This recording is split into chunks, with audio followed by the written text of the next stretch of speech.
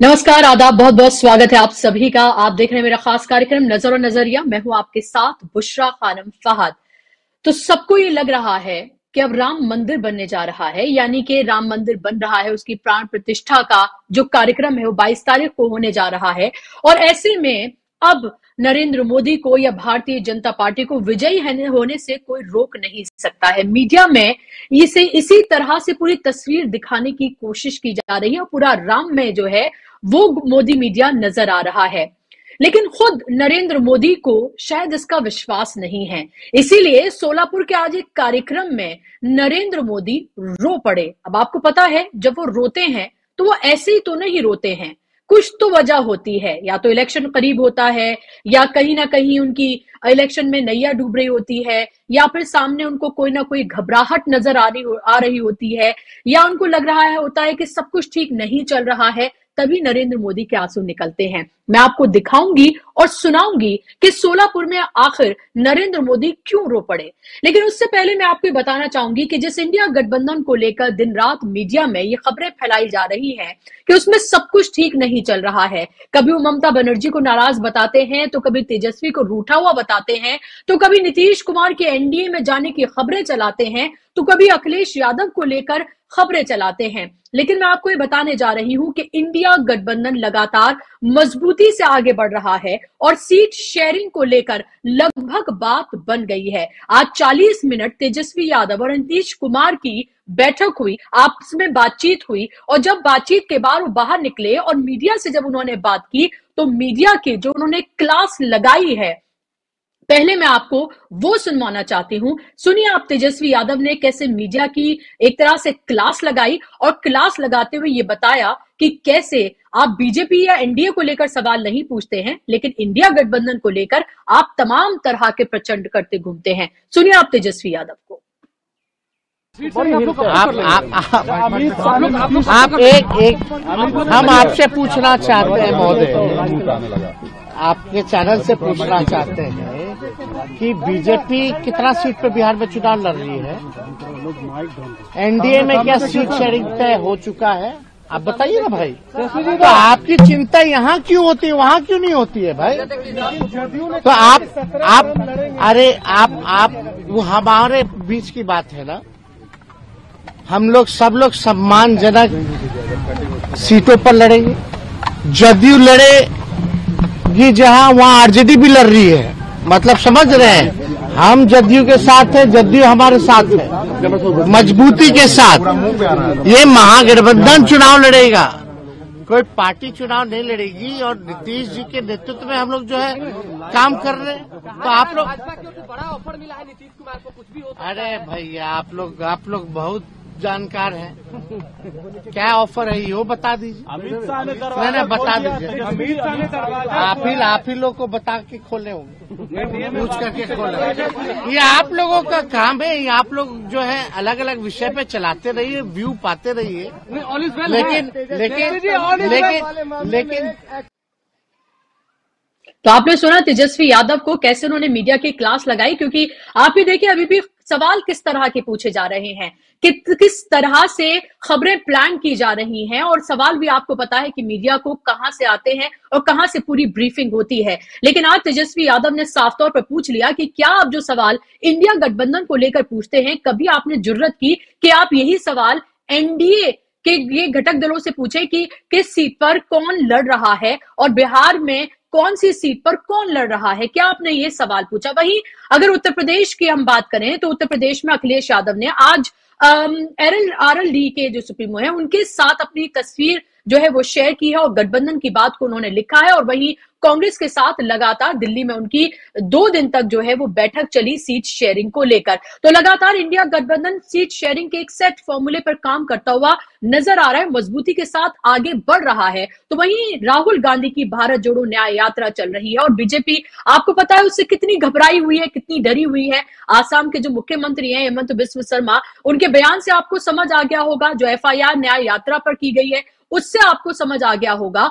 और जिस तरह से उन्होंने न्याय यात्रा को मियां यात्रा बताया है, क्योंकि उसके बगैर तो उनके हलक से पानी भी नहीं उतरता है जब तक वो मियाँ शब्द का या मुसलमानों की बात वो ना कर लें या उनको किसी भी तरह से ना जोड़ लें, तो वो भी उन्होंने किया है। इससे घबराहट और बौखलाहट बीजेपी की साफ तौर पर नजर आती है। लेकिन मैं आपको सुनाने जा रही हूं नरेंद्र मोदी की वो बाइट, नरेंद्र की किस तरह से वो स्टेज से, मंच से लोगों को खिताब करते करते रो पड़े, क्योंकि कभी भी वो विक्टिम कार्ड खेलना नहीं भूलते हैं, अपनी गालियों की बात कहना नहीं भूलते हैं, वो गरीब का बेटा है ये कहना नहीं भूलते हैं, वो चाय बेचते थे ये कहना नहीं भूलते हैं। हालांकि अब तो वो सूट बूट में और कैसे बंठन कर रहते हैं आपको पता है, लेकिन सुनिए जरा आप नरेंद्र मोदी को। और मैं जाकर के देख के आया, मुझे भी लगा कि काश मुझे भी बचपन में ऐसे घर में रहने का मौका मिला।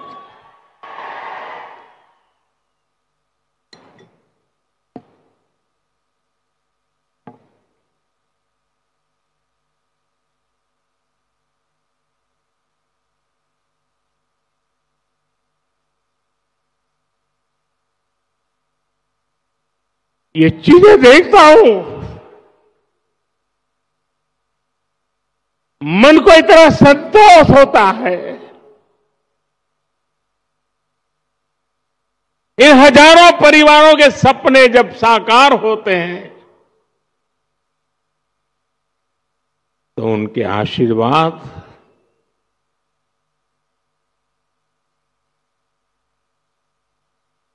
मेरी सबसे बड़ी पूंजी होते हैं।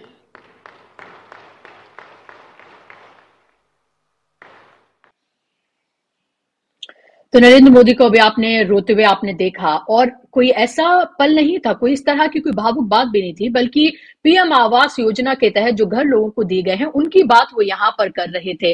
और बात कर रहे थे कि बचपन में शायद नरेंद्र मोदी ने हर काम निराला किया है, तो बचपन में उन्होंने ये ख्वाब देखा होगा कि उनको एक अच्छा घर मिले। बचपन में हमारा भी और आप सबका बचपन रहा होगा, शायद आपने अपने बचपन में अच्छे घर का ख्वाब नहीं देखा होगा। हो सकता है आपको चॉकलेट, टॉफी, अच्छी पढ़ाई, इन सब की बातें हुई हो कि आराम से आप सो जाएं, इस तरह के हो सकता है कि आपने ख्वाब देखे हो या आप इस तरह की बातें करते हो, लेकिन अच्छा घर आपका हो, इस तरह की बातें आप बचपन में सोचा करते थे, लेकिन नरेंद्र मोदी जी सोचते थे। और आज वो यही बात कहते कहते भावुक हो गए, क्योंकि ये कोई नई बात नहीं है, ये कोई नया और निराले पीएम की बात नहीं है कि आवास योजना के तहत लोगों को घर दिए जा रहे हो। अब तक जितने पीएम हुए हैं और सीएम, उन्होंने आवास योजनाएं चलाई हैं और लोगों को घर दिए हैं।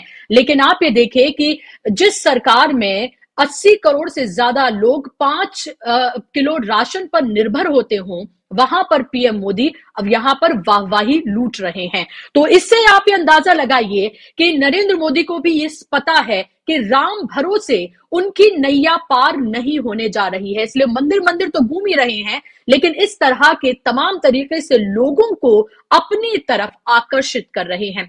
कैसे सबको हम देखें, न्याय यात्रा से लेकर इंडिया गठबंधन और प्रधानमंत्री का ये रोना, इसको कैसे देखा जाए, इसी पर आज हम चर्चा करेंगे, इस पर बात करेंगे। उस पर बात करने के लिए मेरे साथ खास मेहमान जुड़ गए हैं, जिनका तारुफ मैं आपसे कराना चाहूंगी। मेरे साथ राकेश अचल जी हैं, फिलहाल सीनियर जर्नलिस्ट हैं, मेरे साथ जुड़ गए हैं। अब से कुछ ही देर में अनिल सिन्हा जी और राकेश कपूर जी भी मेरे साथ जुड़ेंगे। राकेश अचल जी, बहुत बहुत स्वागत, आपका इस्तकबाल। आपसे मैं जानना चाहूंगी सबसे पहले, नरेंद्र मोदी कोई भी चीज ऐसे ही तो करते नहीं है, जब तक उसके पीछे जीत हार, वोट बैंक, जब तक ये तमाम चीजें ना हो तब तक वो कोई भी चीज नहीं करते हैं। नरेंद्र मोदी के इस रोने को, वो भी सिर्फ पीएम आवास योजना के तहत दिए गए घर की वो बात कर रहे थे, कैसे देखते हैं आप इसको? धन्यवाद बुशरा जी। देखिए, माननीय प्रधानमंत्री मोदी जी देश के और दुनिया के बहुत बड़े नेता हैं, और वो जो भी करते हैं तो उसका कुछ ना कुछ मतलब होता है। और राजनीति में जब आदमी इस तरह के दृश्य पैदा करता है भीड़ के सामने, तो उसका कुछ अलग ही मतलब होता है। प्रधानमंत्री जी कभी नहीं रोए। प्रधानमंत्री जी प्रधानमंत्री बनने के बाद से लेकर के और आज तक, अभी जो आप जो सोलापुर का मुझे जो सभा दिखाई आपने, उसमें देखकर भी आपको लगेगा कि ये एक अभिनय का, एक छटे हुए अभिनय का एक हिस्सा है। ये ग्लिसरीन के आंसू है। मैं और किसी का नाम तो नहीं लूंगा, आपने यहाँ कहावत में तो दूसरे आंसू बड़े चर्चित हैं, लेकिन मैं इसे ग्लिसरीन के आंसू कहता हूँ, क्योंकि ऐसा कोई कारण नहीं है कि प्रधानमंत्री द्रवित हों। प्रधानमंत्री जी को जो भी लक्ष्य दिया, उनके संगठन ने, आरएसएस ने और भारतीय जनता पार्टी ने, उसको उन्होंने पूरी निष्ठा से पिछले 10 वर्षों में पूरा करने की कोशिश की है। उन्होंने धारा 370 हटा दी, उन्होंने जिस तरीके से विपक्ष को नेस्त नाबूद करना था वो सब करके दिखाया, उन्होंने देश में अदावत की राजनीति को गहरी जड़ों तक ले जाना था वो करके दिखा दिया। और सबसे बड़ा जो धर्म का मुद्दा था, राजनीति में धर्म को विस्थापित करने पहले कर दिया गया था, धर्मनिरपेक्षता उसकी जगह संविधान में आ गई थी, लेकिन अब अघोषित रूप से वहां पर धर्म को हिंदू राष्ट्र बनाने का जो उनका सपना है उसको लेकर के उन्होंने महत्वपूर्ण काम किया। और 22 जनवरी उसका एक बहुत बड़ा पड़ाव है, जिस दिन एक अधूरे मंदिर में रामलला की मूर्ति में प्राण प्रतिष्ठा होगी। तो ये एक आंतरिक भय जरूर है, क्योंकि वो जिस हाइट तक पहुंच गए हैं, 303 का लक्ष्य उन्होंने अपनी पार्टी को लोकसभा में पिछले चुनाव में दिलवाया था। अब पार्टी ने कह दिया कि भाई देखिए, क्योंकि कारपोरेट कल्चर का जमाना है तो पार्टी ने लक्ष्य बड़ा दे दिया है, 400 पार की बात कर दी। और 400 पार करना अब उनके लिए मुश्किल दिख रहा है, क्योंकि वो जिन राज्यों में से होकर के पिछले चुनाव में सीटें बटोर कर लाए थे, अब उन्हीं राज्यों में उन्हीं के पुराने सहयोगी दलों की वजह से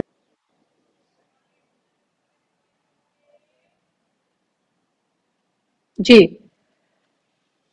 तो राकेश अचल जी से हमारा अभी शायद राब्ता टूट गया है, लेकिन अनिल सिन्हा जी हमारे साथ जुड़ गए हैं और सीनियर जर्नलिस्ट हैं। अनिल जी, आपका स्वागत है और आपसे मैं बात करूंगी, लेकिन अभी आप सुन रहे थे कि किस तरह से अगर हम बात करते हैं अभी नरेंद्र मोदी की, तो उनके वो आंसू, जिसे वो ग्लिसरीन के आंसू कह रहे थे, आप उनको किसी और के आंसू भी कह सकते हैं, आपको पता है वो कहावत तो प्रचलित है कि कौन से आंसू होते हैं। वही आंसू जो हैं वो हमारे प्रधानमंत्री के अक्सर उस वक्त पर नजर आ जाते हैं जहां जहां उनको लगता है कि उनकी नैया या तो डूब रही है या सिर्फ उनके बयान से या फिर जिस तरह के हथकंडे बीजेपी अपनाती है उससे काम नहीं चल रहा है। लेकिन आप ये देखिए कि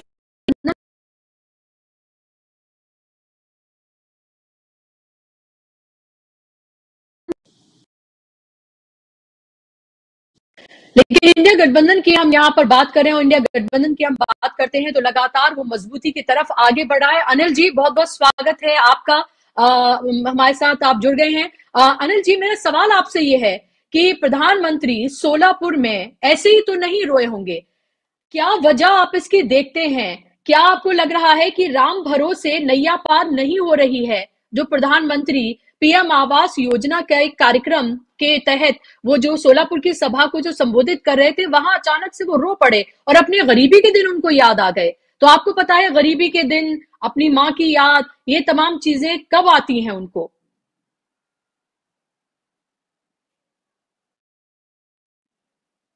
अनम्यूट कर लीजिए, आपकी आवाज नहीं आ रही है।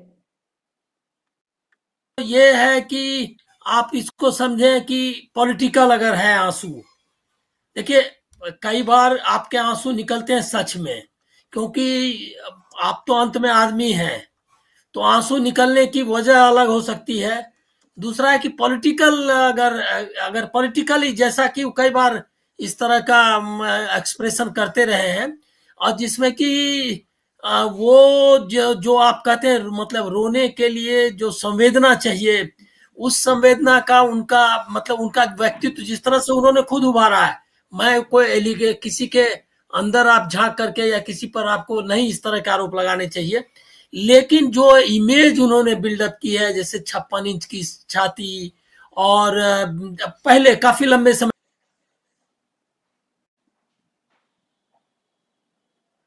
जी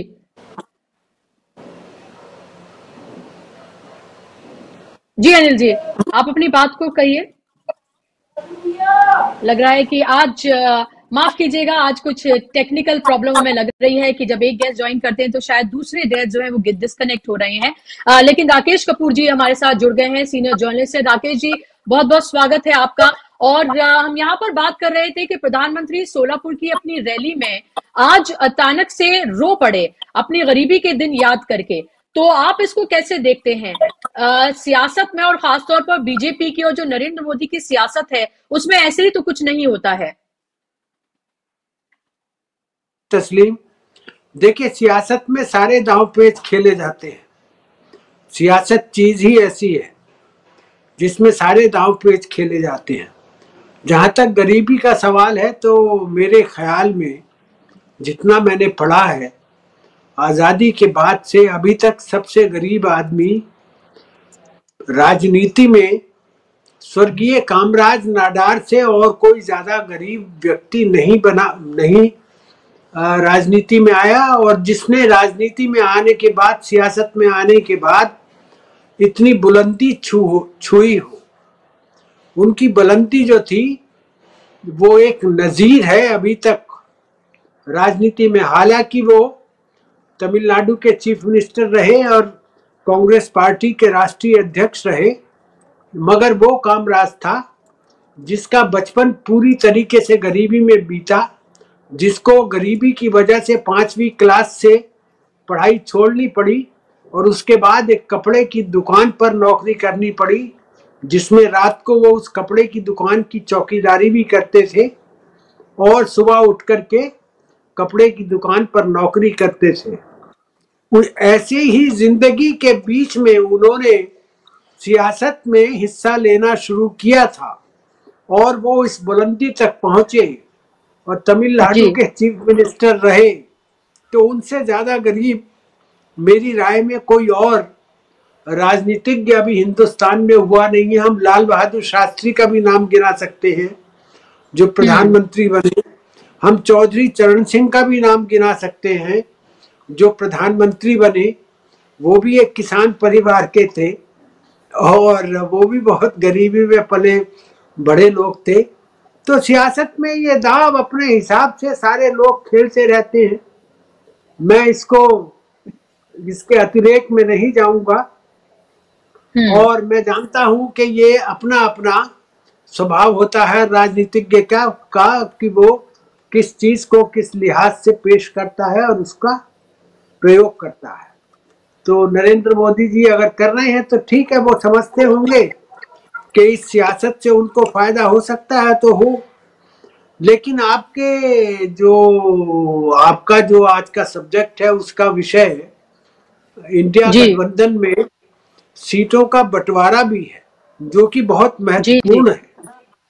सीटों का बंटवारा इंडिया गठबंधन में बहुत महत्वपूर्ण है। और अभी आपने जो तेजस्वी यादव की जो बाइट दिखाई है उससे झलकता है, साफ झलक रहा है कि 1 वर्सेस 1 होने वाला है उत्तर भारत में कम से कम। और जिन राज्यों में ऐसा नहीं होगा तो वहां इंडिया गठबंधन की अपनी पॉलिटिक्स होगी कि वो किस तरीके से बीजेपी के वोट कम से कम रहने दें और बीजेपी को अब असली लड़ाई से बाहर रखें। जी बुशरा जी, इसके बारे में मैं बाद में करूंगा और तफसील में। जी बिल्कुल। और हमारे साथ बिल्कुल, और हमारे साथ राकेश अचल जी और राकेश सिन्हा जी दोनों हमारे अनिल सिन्हा जी हमारे साथ दोनों जो है वो एक बार फिर से जुड़ गए हैं। और अनिल सिन्हा जी, आप अपनी बात को रख रहे तो बात बीच में जो है वो अधूरी रह गई थी, लेकिन उससे इतर अगर मैं देखूं तेजस्वी यादव का जो आज बयान आया है, खासतौर पर मीडिया को लेकर उन्होंने एक तरह से जो एक धड़ा है जो लगातार खबरें प्लान करता रहता है उसको एक तरह से उन्होंने लताड़ लगाई और कहा कि कभी आप एनडीए को लेकर क्या ऐसे कोई सवाल पूछते हैं जो लगातार इंडिया को लेकर आप सवाल पूछते रहते हैं। 40 मिनट तक ये बैठक चली है और ये बता रहा है कि सीट का जो फॉर्मूला है उस पर लगभग अब बात बनती हुई नजर आ रही है। वहीं अखिलेश यादव ने आरएलडी के जो सुप्रीमो हैं जयंत, उनके साथ भी अपनी तस्वीर उन्होंने शेयर की है और गठबंधन की बात उन्होंने लिखी है। पता चल रहा है कि शायद 7 सीटें उनको दी जाएंगी। तो जो फॉर्मूला है यूपी से लेकर बिहार से लेकर तमाम जगहों पर सीट का वो बनता हुआ सेट होता हुआ नजर आ रहा है। दूसरी तरफ राहुल गांधी भारत जोड़ो न्याय यात्रा जो निकाले उससे भी बीजेपी घबराई हुई है। इस सिचुएशन को फिलहाल आप कैसे देख रहे हैं?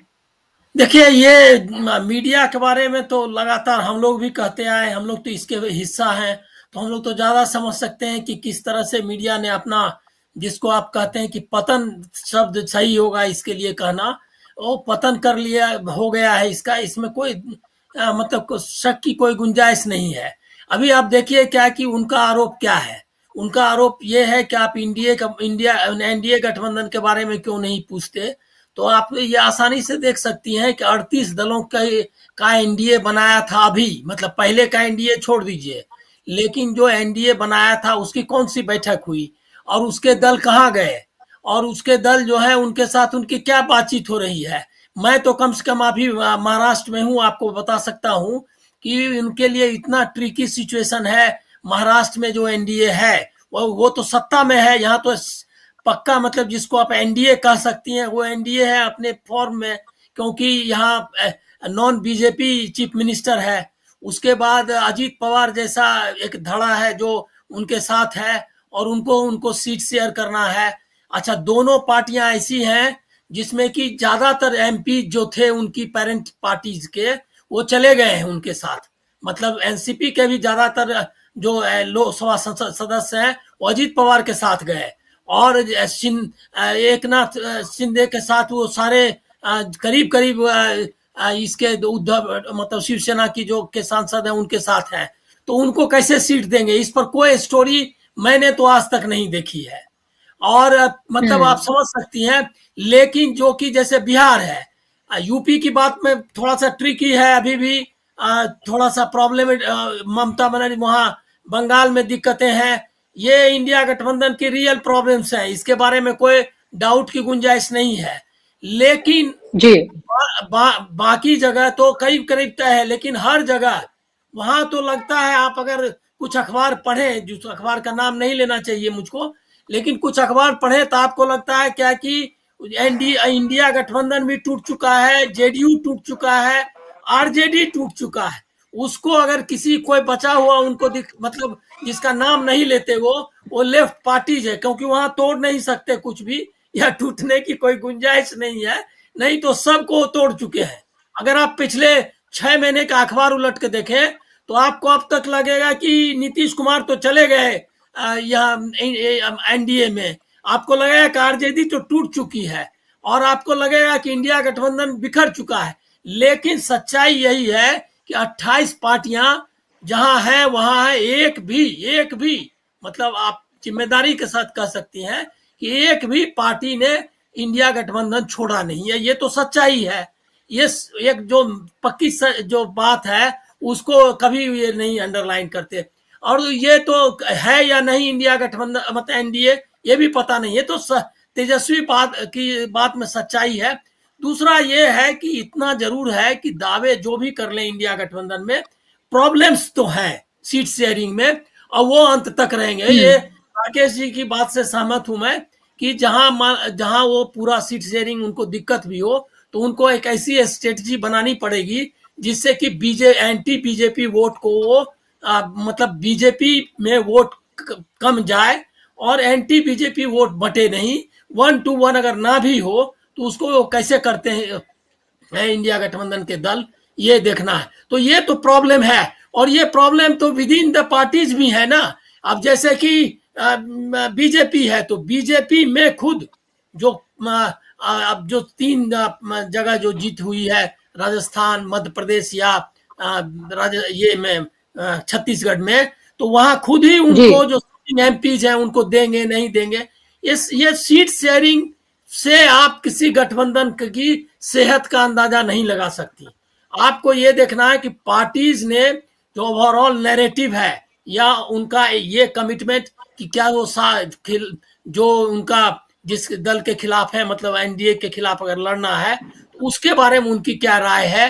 कोई बेसिक डिफरेंस तो नहीं हुआ है, और जो गोल है उनका उसमें मतलब कम बेस कुछ क्या हुआ है, ये आप आकलन कर सकते हैं जर्नलिस्ट। लेकिन आप आउटराइटली ये कि उनका जरा सी कोई बात हुई, कोई स्टेटमेंट हुआ, कोई अच्छा। दूसरा ये है कि जो भी बार्गेनिंग के लिए लोगों ने पोस्चरिंग मतलब की है, करते हैं, क्योंकि आपको करना है अपनी सीटें ज्यादा लेनी है, तो इसके लिए आप पोस्चरिंग करेंगे, कुछ स्टेटमेंट्स भी देंगे। उसको आप कंक्लूजन्स पे ले जा करके या उसको उनके खिलाफ इस्तेमाल करना वो बहुत गलत है, और वो तेजस्वी इसी का इशारा कर रहे हैं। लेकिन मैं देख रहा हूं क्या कि जो जैसे अब नॉर्थ ईस्ट है, नॉर्थ ईस्ट में अभी कल तक क्या लग रहा था कि इंडिया गठबंधन का कोई क्या वजूद भी नहीं लग रहा था उस तरह से। अगर आप देखें तो नॉर्थ ईस्ट में इवन मणिपुर की घटना के बाद भी कोई ऐसा सीन नहीं लग रहा था कि रिवाइवल हो रहा हो लेफ्ट का या रिवाइवल हो रहा हो कांग्रेस का, ये दिखाई नहीं दे रहा था। लेकिन त्रिपुरा को अगर छोड़ दें, जिसके बारे में अभी हमारा अंदाजा कुछ नहीं है, लेकिन बाकी जगह तो ये जो इसने तो काफी असर डाला है उनकी न्याय यात्रा ने। और जो राहुल गांधी सबसे मैं जो देख रहा हूं कि जिस मैच्योरिटी के साथ वो चीजों को रख रहे हैं, नागालैंड में गए तो वो इन्होंने की कि नागा वर्सेस इंडिया या वो आइडेंटिटी, नागा की आइडेंटिटी के बारे में बात नहीं की है।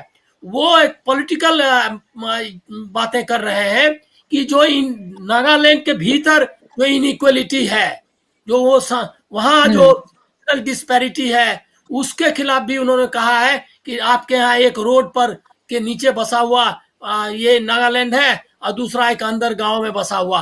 तो वो एक मतलब आइडेंटिटी पॉलिटिक्स से बाहर एक ब्रॉडर जो नैरेटिव है इनइक्वलिटी का, फ्रीडम का, फ्रेटर्निटी का, जो उसका स्लोगन भी है उनकी यात्रा का, तो वो बहुत अच्छे से रख रहे हैं और मुझको लग रहा है कि काफी सक्सेसफुल है। अब जिस तरह से आसाम में चीजें बाहर आ रही हैं, मतलब जो रिस्पांस मिल रहा है, वो भी हमको लग रहा है क्या कि बहुत ही पॉजिटिव है। जी बिल्कुल। और आसाम में जितना हुजूम जो है वो उमड़ा है और राहुल गांधी को देखने के लिए जो बेकरारी और जो बेताबी लोगों में नजर आई है, खासतौर पे एक लड़की का एक वीडियो है जो बहुत तेजी से वायरल है, जहां वो एक तरह से कह रही कि मैं उनके चरण स्पर्श कर लूं तो मेरे लिए बहुत बड़ी बात होगी। और फिर राहुल गांधी उससे मिलते हैं और रोते हुए वो उनसे गले लगते हैं। उसको यकीन ही नहीं हो पाता है कि वो राहुल गांधी से मिल रही है। तो लोगों का ये यकीन तो है कि अगर वो कोई ख्वाहिश कर राहुल गांधी से मिलने की तो वो मिल सकते हैं। कोई उनके बीच में और जनता के बीच में कोई दीवार नहीं है। और जो वो आम जनता की तरह उनकी तरह जो उनसे मिलते हैं, और भारत जोड़ो यात्रा या भारत जोड़ो न्याय यात्रा से जो तस्वीरें आती हैं वो तस्वीरें बेहद खूबसूरत हैं और कांग्रेस और इंडिया गठबंधन के लिए बहुत पुरुम्मीद भी हैं और उन लोगों के लिए भी जो सत्ता परिवर्तन चाहते हैं। लेकिन राकेश अचल जी, अभी हम प्रधानमंत्री को रोता हुआ हम ये देख रहे थे। एक तरह से एक तरफ धर्मतंत्र में तब्दील लोकतंत्र को किया जा रहा है और स्लोली और धीरे से, या मैं कहूं कि बिल्कुल एक तरह से बिल्कुल ढका छिपा के नहीं, एक हिंदू राष्ट्र की तरफ बढ़ता हुआ ये पूरा देश जो है वो बीजेपी जो है जो जिस तरह से स्ट्रेटजी पे काम कर रही है वो दिख रहा है। स्कूल की बस लेकर, ट्रेन से लेकर हर जगह पर जिस तरह से धार्मिक जो नारे हैं वो किए जा रहे हैं, और कहीं अगर कोई खामोशी से नमाज पढ़े तो क्या कुछ किया जाता है, वो सब कुछ हम ये देख रहे हैं। और 22 तारीख को जो कुछ होगा और उससे पहले 2-3 दिन पहले जो हो रहा है वो भी हमें सब नजर आ रहा है। लेकिन आपको लग रहा है कि नरेंद्र मोदी को, बीजेपी और आरएसएस को भी ये पता है खाली इससे काम नहीं चलने वाला है, इसलिए वो इमोशनल कार्ड खेल रहे हैं, विक्टिम कार्ड भी खेल रहे हैं, दूसरे मंदिरों में भी जा रहे हैं, जो वो अभिनय के लिए जिस तरह के वो माहिर हैं वो अभिनय भी वो दिखा रहे हैं, और जो सोशल इंजीनियरिंग है उस सब पर भी काम किया जा रहा है। क्या इंडिया गठबंधन और भारत जोड़ो न्याय यात्रा इसकी काट बनने के लिए तैयार हैं? क्या आपको लगता है कि अगर वो ऐसे ही से लड़ेंगे या फिर जिस तरह से सीट शेयरिंग को लेके फॉर्मूले सेट हो रहे हैं तो वो एक मजबूती से एक तरह का एक ऑल्टरनेटिव बन सकते हैं या बन रहे हैं? देखिए बुशरा जी, ऑल्टरनेटिव तो वो हैं ही, लेकिन संकट ये है कि पिछले 2 आम चुनाव हमने देखे हैं और 2 आम चुनाव में जो प्रतिपक्ष है देश का वो जनता के मुद्दों को उस ढंग से सड़क तक नहीं ले जा पाया है, जबकि वो लगातार यात्राएं कर रहा है, लगातार प्रदर्शन कर रहा है कि जनता विश्वास कर पाए कि अगर हम इनको चुन लें तो ये हमें बेहतर प्रशासन, बेहतर भविष्य दे पाएंगे। भारतीय जनता पार्टी के नेतृत्व के जिस गठबंधन की बात अभी अनिल जी कर रहे थे, निश्चित तौर पर एक वो आभासी गठबंधन है। उसमें 30 से ज्यादा दल हैं, ऐसे दल हैं जिनका पार्षद भी नहीं है, लेकिन दिखाने के लिए तो एक वो बड़ा ढांचा उन्होंने खड़ा करके रखा है। और ये सबसे बड़ी बात है कि वो अपना जो संघर्ष है, चुनावी संघर्ष, केवल महीने 2 महीने 6 महीने में नहीं चलाते, वो पूरे 365 दिन अपना काम करते हैं और समय समय पर ऐसे मुद्दे लाके आपके सामने खड़े करते हैं जो जनता को चौंकाते हैं। 370 के हटाने से लेके और अभी पिछले दिनों तक आप देखेंगे नारी शक्ति वंदना जो विधेयक वो लेके आए थे, वहां तक उन्होंने देश को चौंकाने की बात की और अब 22 जनवरी को भी वो चौंकाएंगे। और वो जानते हैं कि हर मुद्दे की, हर बारूद की एक ताकत होती है, तो तो 22 जनवरी का मुद्दा धर्म पर आधारित है, निश्चित तौर पर भावनात्मक मुद्दा है और ये ज्यादा से ज्यादा हफ्ते भर चलेगा, 15 दिन चलेगा, लेकिन आम चुनाव तक इसको खींचना भारतीय जनता पार्टी के भी बस की बात नहीं है, क्योंकि वो सारी लड़ाई अकेले लड़ रही है। उसमें उसके गठबंधन के कोई सदस्य आपको कहीं दूर दूर तक दिखाई नहीं देते हैं। तो ऐसे में भारतीय जनता पार्टी की चिंता बढ़ रही है, क्योंकि इंडिया गठबंधन लगातार उन राज्यों में जहां की 40 से ऊपर लोकसभा की सीटें हैं, चाहे वो बंगाल हो, चाहे महाराष्ट्र हो, चाहे बिहार हो, और अब तो उड़ीसा भी उसमें शामिल है कि वहां भी 20-21 सीटें होती हैं, वो भी भारतीय जनता पार्टी उड़ीसा में बीजू जनता दल का गढ़ तोड़ नहीं पाई। पिछले 10 साल में उसने लगातार कोशिश की। तो ऐसे में उसको 400 पार जाना तो बहुत दूर है, 303 जो उसकी व्यक्तिगत खाते की सीटें हैं उन्हें भी बहाल रख पाना कठिन है। और इसीलिए अब माननीय को ग्लिसरीन के आंसू रोने पड़ रहे हैं। मैं और कोई दूसरा शब्द इस्तेमाल इसलिए नहीं करता, उसमें हमारे जो जल जीव है उनका अपमान होता है। तो ग्लिसरीन के आंसू वो रो रहे हैं और बिना इसके रोए उनका काम चलेगा नहीं। अब उनके सामने धर्म का एक कार्ड था, चल चुका, अब उन्हें दोबारा से भावनात्मक कार्ड पर काम करना पड़ेगा। और उन्हें दिख रहा है कि लगातार जैसे जैसे चुनाव नजदीक आ रहा है, इंडिया गठबंधन की मजबूती, उसका जो सीमेंट है वो और सख्त होता जा रहा है। आप देखेंगे कि अभी तक पिछले दिनों में इंडिया गठबंधन को लेकर के जितनी खबरें हिंदुस्तान के मीडिया ने परोसी हैं जनता के सामने, वो लगातार एक तरफा है। और मुझे बार बार वो शेर याद आता है कि सभी हमसे ये कहते हैं चले ना यूं आया होकर, कोई उनसे नहीं कहता कि क्या मैं भूल रहा हूँ, कोई उनसे नहीं, सभी हमसे ये कहते हैं चले ना यूं, क्या भूल रहा हूँ, सॉरी, लेकिन उसका आशय ये है कि आप सामने वाले को तो टोक रहे हैं, लेकिन जो मुद्दा ही है उससे आप कुछ नहीं कह रहे हैं। सत्ता पक्ष के गठबंधन को लेकर, सत्ता पक्ष की राजनीति को लेकर मीडिया में कहीं कोई सवाल नहीं है, सार्वजनिक मंचों पर कहीं कोई बात नहीं हो रही है। केवल और केवल इंडिया गठबंधन है, जिसके लिए हम और आप जैसे लोग जो हैं, जो सोशल मीडिया पे काम कर रहे हैं, वो थोड़े बहुत चिंतित हैं, थोड़ी बहुत बात करते हैं, अवरोध पैदा करते हैं उसमें। और अगर ये भी शून्य हो जाएगा तो आप देखेंगे कि खेल एक तरफा खेला जाने लगेगा। लेकिन जब तक उम्मीद है तब तक मुझे लगता है कि बात बनी रहेगी। बिल्कुल। और यही उम्मीद जो है वो लोकतंत्र की भी उम्मीद है, और ये आखिरी जब तक लौ है, जब तक रोशनी जो है वो फैलती रहेगी, यही हमारा कर्तव्य भी है एक पत्रकार के तौर पर। लेकिन राकेश कपूर जी, हम ये देखते हैं कि प्रधानमंत्री अपनी गालियों का बहुत हिसाब रखते हैं, अपने विक्टिम कार्ड वो कभी भी खेलना नहीं भूलते। अभी हमने देखा था, अभी हाल ही में जो 5 राज्यों के चुनाव संपन्न हुए हैं, वहां पर उन्होंने कहा कि कांग्रेस ने उन्हें गालियां दी हैं और उन्होंने सारा हिसाब रखा था। कर्नाटका के चुनाव में गालियों का उन्होंने हिसाब रखा था।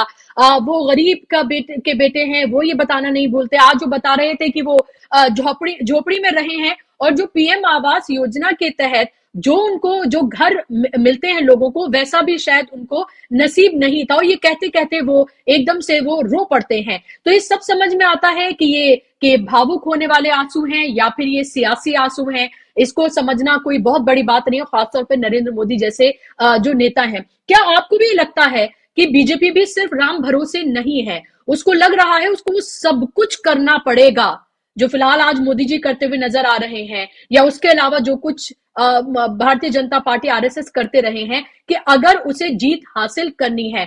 400 पार का नारा तो एक तरह का शिगुफा है, क्योंकि 400 पार के लिए तो आपको पैन इंडिया आपको सीटें लानी पड़ेंगी, वो तो अभी बीजेपी की नजर नहीं आ रही हैं। आप कैसे देखते हैं फिलहाल इसको? आपके सामने आज की सियासत की 2 तस्वीरें हैं। एक तरफ प्रधानमंत्री नरेंद्र मोदी की ये महाराष्ट्र की तस्वीर है, दूसरी तरफ राहुल गांधी की असम में जो उनकी न्याय यात्रा चल रही है उसकी तस्वीर है।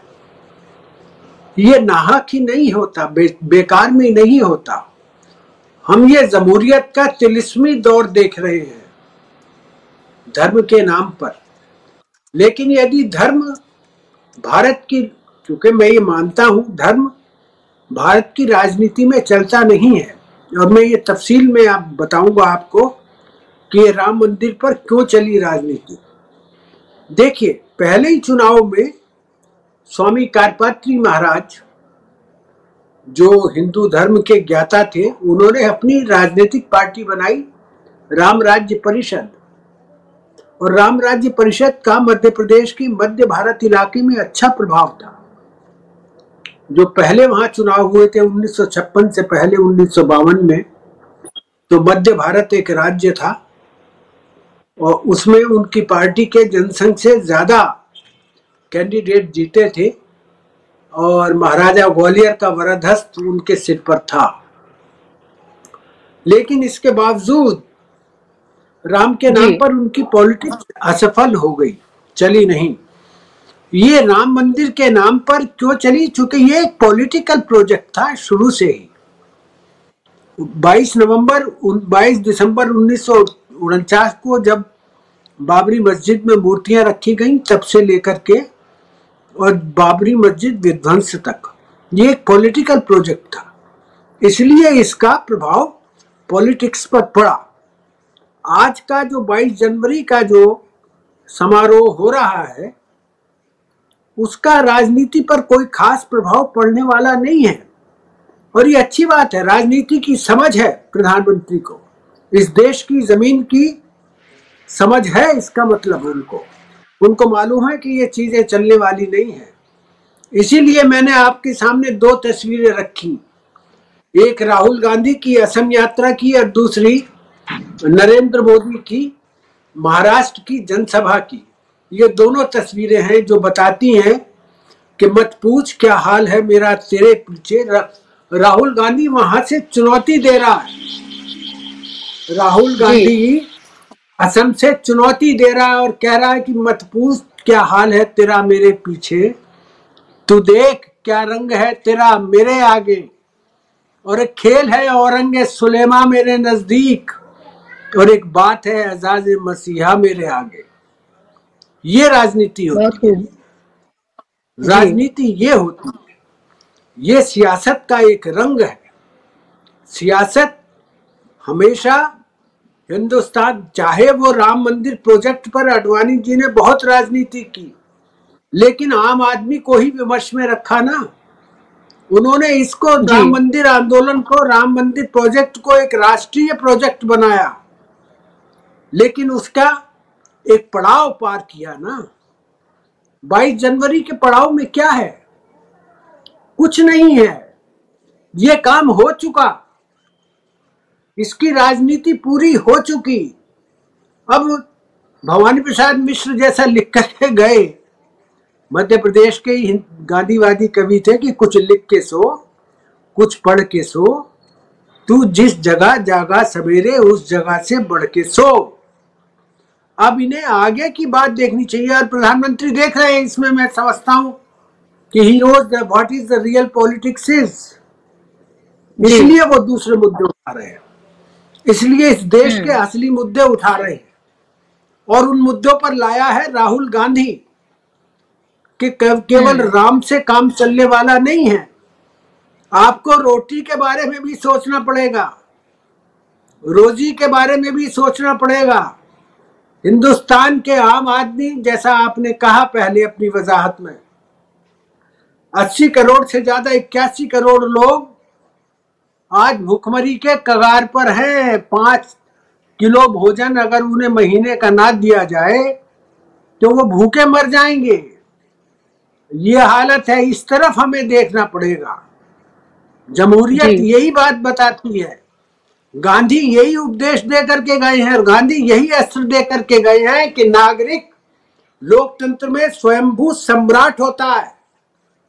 वो जिसको चाहे गद्दी पर बैठा सकता है, जिसको चाहे गद्दी से उतार सकता है। ये जो अस्त्र गांधी दे करके गया है इस देश के लोगों के हाथ में, वो अस्त्र बहुत बड़ा अस्त्र है। अगर उसको नरेंद्र मोदी पहचान रहे हैं तो अच्छी बात है, राजनीति उन मुद्दों पर हो। और जहां तक कांग्रेस का सवाल है, तो Congress is the original party of India, and Congress is the originally governing party of India. जो गवर्नेंस का है, गवर्नेंस की पार्टी है कांग्रेस पार्टी। 60 साल का शासन इस लोगों ने कांग्रेस का देखा है, तो वो गवर्नेंस की पार्टी भी मानी जाती है कांग्रेस। अब यहां जैसी गवर्नेंस चल रही है, ये लोग ये भी देख रहे हैं कि ये गवर्नेंस हो रही है, बुलडोजर गवर्नेंस हो रही है एक तरफ, दूसरी तरफ धर्म की गवर्नेंस हो रही है। भाई हिंदुस्तान इन चीजों का वाकिफ नहीं रहा। अंग्रेजों ने कोशिश की हिंदू मुसलमानों को बांटने की, वो चले गए। उसके बाद से जो हिंदुस्तान हमारे हाथ में आया वो नेहरू का हिंदुस्तान था, और नेहरू ने साफ कहा कि भारत कभी भी गरीब मुल्क नहीं रहा। नेहरू ने साफ कहा कि हिंदुस्तान की जमीन इतनी जरखेज है, हिंदुस्तान के लोग इतने उद्यमी और व्यवसायी हैं। आप जरा अंदाजा लगाइए, 1756 में जब क्लाइव ने बंगाल का शासन अपने हाथ में लिया और अवध के नवाब सिराजुद्दौला को छल कपट से हराया, तब विश्व की अर्थव्यवस्था में हिंदुस्तान का हिस्सा 25% तब होता था। उससे पहले शाहजहां और जहांगीर के जमाने में कितना हिस्सा होता होगा? कुछ इतिहासकारों के अनुसार वो 35% से ज्यादा था। तो हम वो हिंदुस्तान है। आज ये हिंदुस्तान 81 करोड़ लोग, भूखे लोगों को भोजन दे रहा है 5 किलो, तब उनका जीवन चल रहा है। तो इस तरफ राजनीति होनी चाहिए। इस तरफ अगर बीजेपी का ध्यान है तो मैं समझता हूं कि अच्छी बात है, सियासत के लिए अच्छी बात है। हो ना लड़ाई इस बात, बिल्कुल इस बात पर गुत्था हो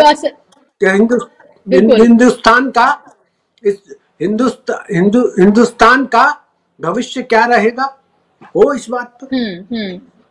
बिल्कुल, और इसी बात पर ही बहस होनी चाहिए, इसी बात पर ही जो सियासी जंग है वो होनी चाहिए, इलेक्शन इसी बात पर ही लड़े जाने चाहिए। और ये तमाम मुद्दे हम ये देख रहे हैं कि लगातार सिर्फ राहुल गांधी उठाते हुए नजर आ रहे हैं, कांग्रेस उठाती हुई नजर आ रही है।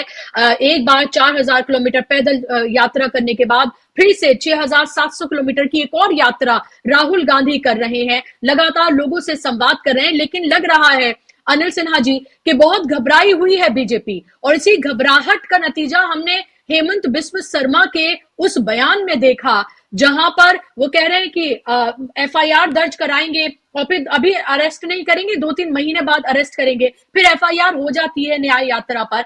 उसके बाद वो ये कह रहे हैं कि न्याय यात्रा नहीं है, दरअसल ये मियाँ यात्रा है। ये उन इलाकों से निकल रही है जहां पर मियाँ रहते हैं, यानी कि मियाँ एक डेरिवेटरी टर्म की तरह वो मुसलमानों के लिए इस्तेमाल कर रहे हैं, क्योंकि उसके बगैर तो शायद उनका खाना भी हजम नहीं होता होगा।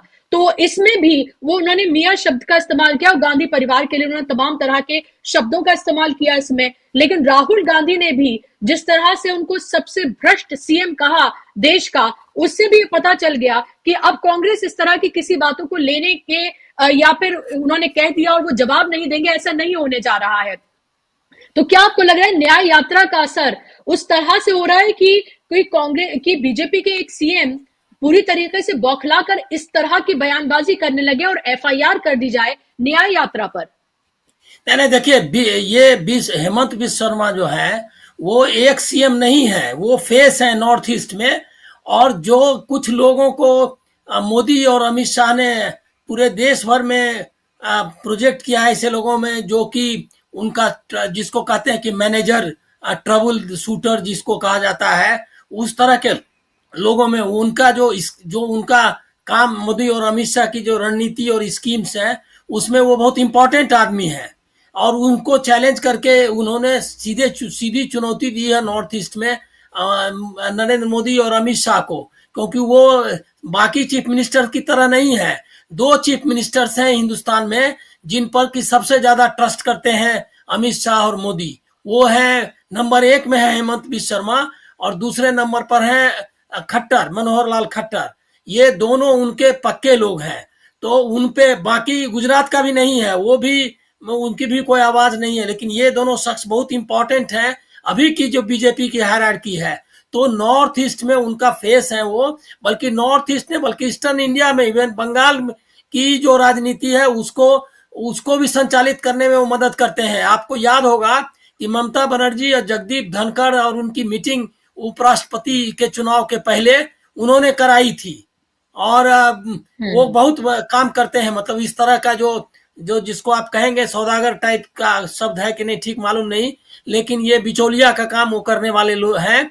करप्ट तो है ही, वो तो जाहिर है, करप्शन की वजह से उनको उधर जाना पड़ा, नहीं तो वो तो कांग्रेस में जो थे और उन पर जो ईडी और सीबीआई का शिकंजा जब स्कैम में फंसा, उस पर तो बुकलेट निकाला था ये बीजेपी ने, तो वो तो करप्ट है। इसमें राहुल गांधी ने तो जो सच्चाई है वो बताई, और राहुल ये भी हुआ था कि राहुल गांधी ने उनको मिलने से इनकार किया था, उसके बाद वो गए थे। उन्होंने खुद ये बात बताई मीडिया को कि वो बिस्किट खिलाते रहे अपने कुत्ते को और हमसे बात नहीं की। तो वो फेस है अभी की जो बीजेपी है, जो पैसे और मतलब सांप्रदायिकता के आधार पर टिकना, हर जगह जीतना चाहती है, उसके वो फेस है नॉर्थ ईस्ट में। दूसरी बात मैं ये कहूंगा कि ये सही किया राकेश कपूर जी ने जो एनालाइज किया, उसको मैं थोड़ा सा विस्तार करना चाहता हूं कि ये जो हुआ है उसमें राहुल गांधी को एक क्रेडिट जाता है कि उन्होंने जो डिरेल करने की कोशिश थी इलेक्शंस को, उसको सिर्फ सांप्रदायिकता के चुनाव पर राम के नाम पे लड़ना चाहती थी बीजेपी, उसको वो खींच कर ले आए मैदान में। नहीं तो वो आप सोच लीजिए कि दो तीन महीने से अगर आप देखें मीडिया को या बीजेपी के फोकस को, तो आपको लगेगा कि ये पूरी पॉलिटिक्स को डिरेल करना चाहते थे और इसको सिर्फ कम्युनल आधार पर लड़ना चाहते थे। लेकिन समय रहते उनको समझ आ रही है, कोशिश उनकी बाकी भी थी, लाभार्थी वाला उनका भी चालू था साथ में, लेकिन उनका इतना फोकस आप देख रहे हैं कि पूरा आज के ही अखबार में, पूरे हिंदुस्तान के अखबार में है कि पूरे देश को राममय कैसे बनाना है, एडवर्टीजमेंट है। कोई मांगता नहीं है कि कहां से ये इतना पैसा आया, कौन ये एडवर्टीजमेंट दे रहा है, किसके पैसे से जा रहा है। अब वो तो जो न्यूज रूम में है उनको पता होगा कि कहां से ये सब एडवर्टीजमेंट आ रहा है और कौन दे रहा है, कौन पैसा इसका पे कर रहा है, मुझको मालूम नहीं। लेकिन ये पूछना चाहिए, कोई ऐसा अखबार नहीं है हिंदुस्तान का इंपॉर्टेंट अखबार, मैं सर्च कर रहा था, सब अखबार में वो फ्रंट पेज पे वो ये एडवर्टीजमेंट है। तो आप कितना पैसा, हजारों करोड़ रुपया खर्च किया है सरकार ने, और ये आपको मतलब आप समझिए कि इसको आप क्या कहेंगे कि आधे दिन की छुट्टी घोषित कर दी है सेंट्रल गवर्नमेंट ने 22 जनवरी को, किस आधार पर कर दी है भाई। तो ये तो कम्युनल कोशिश यही थी कि राम मंदिर के आधार पर ही चुनाव लड़ा जाए, लेकिन राहुल गांधी ये मतलब उनको आप इसका श्रेय देना चाहिए कि उन्होंने, और उसको इसी में फंसाना चाहती थी बीजेपी कि राम मंदिर के मुद्दे पर ये आ रहा है कि नहीं, वो जा रहा है कि नहीं, ये रामद्रोही है, वो विद्रोही है, वो हिंदू द्रोही है, और ये चालू था। लेकिन राहुल गांधी ने इस चैलेंज को स्वीकार किया कि ये इसमें अपने को फंसने का नहीं है, और चले गए। और उनका बहुत ही मैच्योर्ड स्टेटमेंट है जो उनको नेहरू से ज्यादा गांधी के तरफ कहता है कि भाई निजी आस्था की बात है, इसको प्राइवेट स्पेस में ही रहना चाहिए, पब्लिक में इसको डिस्प्ले करने की जरूरत नहीं है। अपने कमीज पर इसको धारण करने का मतलब रामनामी चादर ओढ़ करके चुनाव में वोट मांगो, ये मत करो। ये चैलेंज यही है। उन्होंने कहा कि अगर राम में विश्वास करते हो तो पूजा आराधना करो और खूब तन्मयता के साथ करो, लेकिन ना करो ये कि रामनामी चादर ओढ़ करके लोगों के बीच में जाओ।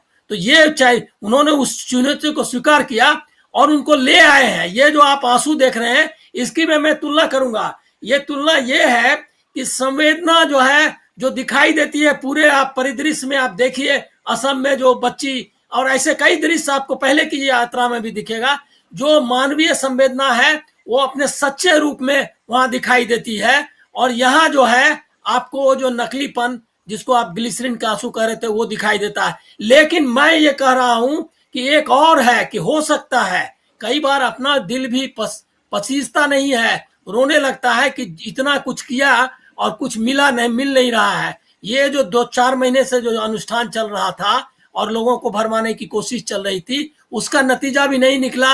अपने ही घर के लोग चुनौती दे रहे हैं लगातार, तो उनको ये रोना हो सकता है इसकी वजह से आया हो, क्योंकि कई आयाम होते हैं रोने के। आप कई बार बेचारगी में और हेल्पलेसनेस में भी रोते हैं, तो ये हेल्पलेसनेस भी हो सकता है। और मतलब मेरे जैसे लोग चाहेंगे कि ये हेल्पलेसनेस ही हो तो ज्यादा बेहतर है। जी बिल्कुल। और लगातार हमारे जो दर्शक हैं वो कमेंट बॉक्स में जो मोदी जी का रोना है उसको अलग अलग तरीके से यहाँ पर कह रहे हैं। कोई जाहिर सी बात है, जो बात राकेश अचल जी नहीं कहना चाह रहे थे वो लिख रहे हैं कि यहाँ पर ये कौन से आंसू हैं। और दूसरा ये भी वो लिख रहे हैं कि अभी तो ईवीएम हटी भी नहीं है, मोदी जी आप अभी से ही रोने लगे हैं।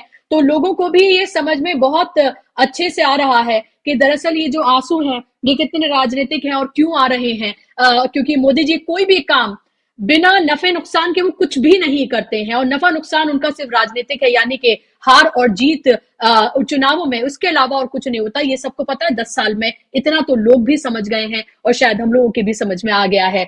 बहुत शुक्रिया आप तीनों मेहमानों का कार्यक्रम का हिस्सा बनने के लिए, अपना कीमती वक्त देने के लिए। शुक्रिया आप तमाम दर्शकों का भी इस कार्यक्रम का हिस्सा बनने के लिए। आज के कार्यक्रम में बस इतना ही। 7 बजे शाम को रोज न्यूज पॉइंट लेकर राजीव जी आपके साथ जुड़ते हैं, आपके सामने वो हाजिर होंगे। मुझे दीजिए इजाजत, नमस्कार।